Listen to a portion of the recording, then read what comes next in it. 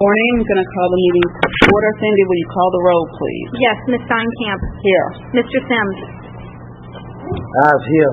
Mr. Little. Mr. McMillan. Here. Ms. Jacobs. Here. Mr. Brister. Here. Mr. Bordelon. Eyes here too.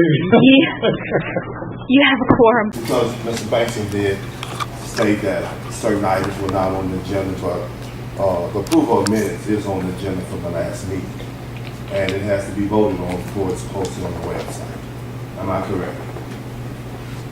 That is correct. Okay, with that statement being said, then at some point in time, the minutes are not approved until they are approved by the board. Is that correct? That's correct. So therefore, public comments then needs to be moved up prior to the approval of the minutes so that whatever comments that need to be made prior to the minutes could be made concerning the minutes from the previous meeting. Would that be correct? You can make your comments in reference to the minutes of the next meeting as it relates to minutes that have been approved in the previous meeting. Correct. What I'm saying, It's not this meeting. Back to exactly what he said. I want somebody to tell me, it says, public comment on the following agenda items, and then after that it says approval of minutes. Tell me what I'm supposed to discuss. That, okay, I guess y'all can approve the minutes, is that all I can say? You can comment on anything on the agenda. But does not these instructions say, public comment on the following agenda items, and the number 3 is approval of minutes? Right. I rest my case. Otherwise, you just say, well, y'all feel free to approve the minutes. We don't have any comment on them, but y'all can feel free to approve them, irrespective of what they say. Mr. Burns, you have the opportunity at the next, once the minutes are approved, you have the opportunity at the next for a correction. You have an opportunity for, once they are officially adopted by the board, you will have the opportunity at the next meetings to say, these minutes are incorrect, they don't reflect what transpired, and you have that opportunity at the next meeting.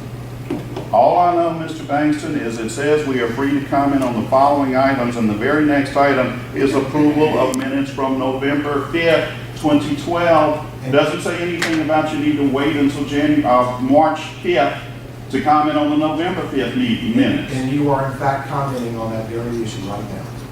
I am commenting on the November 12th. Yeah, but I'm being told everything I wanted to say. Yeah, I'm commenting on the fact y'all don't want me to comment on them. You want to call that commenting? So I disagree with your statement that I'm commenting on them. I'm commenting on the procedure. Every effort that was made by any person who came up here and spoke with regard to those minutes was shut down, as the record will clearly reflect.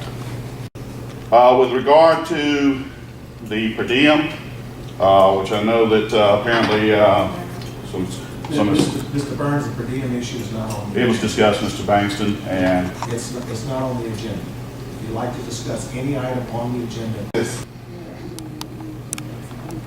Well, Ms. Steinkamp and Ms. Darlene Jacobs have recognized me prior to. I was just going to say I was a part of that. I don't have any objection if he says anything. Well, okay. why can't you? You've done it with Mr. Henderson.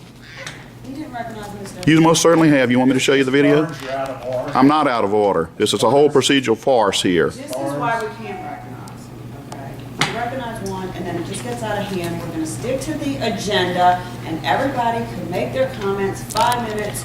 Well, I'm going to say something right now then. No, yes I am. He said I couldn't discuss per diem. It's part of the financials. Now, I know he wants to censor everything that gets said in here. So do the attorneys. No, I'm not going to stop.